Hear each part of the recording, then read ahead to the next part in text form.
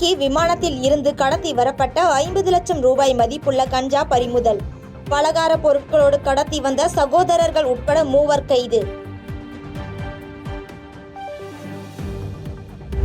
மத்திய அரசின் வக்ஃபு வாரிய திருத்த சட்டத்திற்கு எதிர்ப்பு.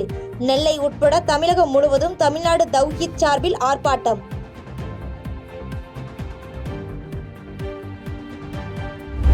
ராமேஸ்வரம் அடுத்துள்ள பாம்பன் பாலத்தில் சாலை மறியல். இலங்கை சிறையில் உள்ள மீனவர்களை விடுவிக்க நடவடிக்கை எடுக்க கோரிக்கை. தமிழகத்தில் அதிகபட்சமாக சென்னை பெருங்குடியில் 8 சென்டிமீட்டர் அளவுக்கு கனமழை பதிவு. இன்றிரவும் சென்னை மற்றும் சுற்றுவட்டார பகுதிகளில் கனமழை பெய்யும் என்று கணிப்பு.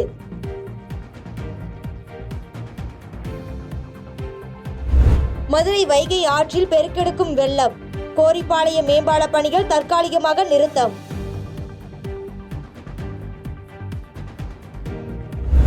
இலங்கை நாடாளுமன்ற தேர்தலில் முடிவுக்கு வந்தது பரப்புரை. நாளை மறுநாள் வாக்குப்பதிவு. 196 தொகுதிகளில் 8800 வேட்பாளர்கள் போட்டி.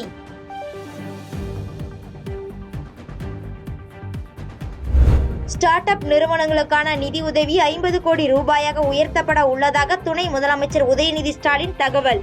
மானியம், வங்கிக் கடன் என பொருளாதார ரீதியாக உதவ தமிழ்நாடு அரசு தயாராக இருப்பதாகவும் உறுதி.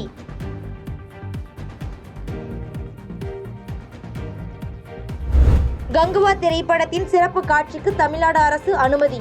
நாளை மறுநாள் காலை 9 மணி முதல் இரவு 2 மணிக்குள் 5 காட்சிகள் திரையிட அனுமதி.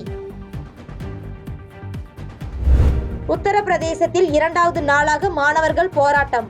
மாநில அரசு பணியாளர்கள் தேர்வாணைய முறைகேடுகளை கண்டித்து ஆர்ப்பாட்டம்.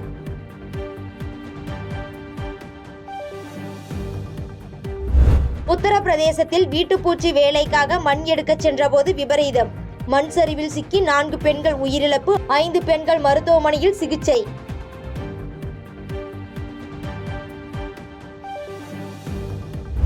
சென்னையில் ஆபரண தங்கம் சவரனுக்கு 1080 ரூபாய் சரிவு. கிராமுக்கு 135 ரூபாய் குறைந்து 7085 ரூபாய்க்கு விற்பனை.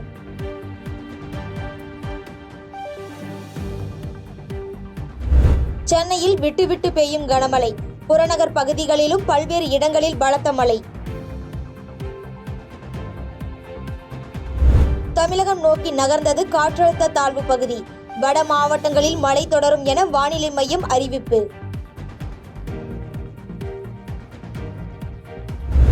சென்னையில் உள்ள அவசர கால கட்டுப்பாட்டு மையத்தில் துணை முதலமைச்சர் உதயநிதி ஸ்டாலின் ஆய்வு. இரவு முதல் மழை பெய்யும் நிலையில் உரிய நடவடிக்கைகளை எடுக்க அறிவுறுத்தல்.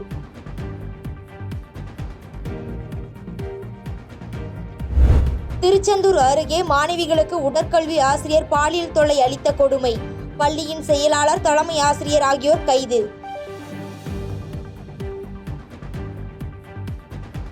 சென்னை கிராண்ட் மாஸ்டர் செஸ் போட்டியில் வெற்றி பெற்றவர்களுக்கு பரிசு வழங்கி துணை முதலமைச்சர் உதயநிதி பாராட்டு. தமிழ்நாட்டில் தற்போது 31 கிராண்ட் மாஸ்டர்கள் இருப்பதாக பெருமிதம்.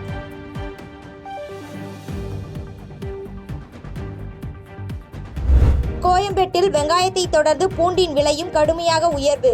வரத்து குறைவால் விலை உயர்வு என வியாபாரிகள் தகவல்.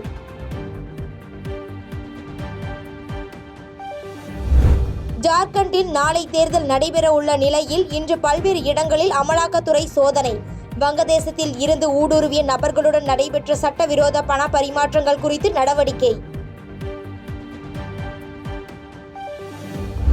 ஜார்க்கண்டில் பாஜக அரசு அமைந்தால் சட்டவிரோதமாக குடியேறியவர்களுக்கு நிலங்கள் கைமாறுவதை தடுக்க சட்டம் இயற்றப்படும் என அமித்ஷா உறுதி.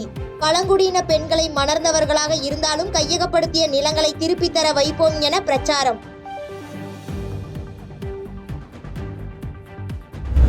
நேபாளத்தின் ஜனகபுரியில் ஸ்ரீ ராமச்சந்திரன் சீதாதேவி திருமணத்தை கொண்டாடும் வைபோகத்திற்கு ஏற்பாடுகள் தீவிரம். 18ஆம் தேதி நடைபெறும் ராமர் சீதை வைபோகத்திற்கான மணமாலைகள், திலகம் போன்றவை அயோத்தியில் இருந்து அனுப்ப ஏற்பாடு.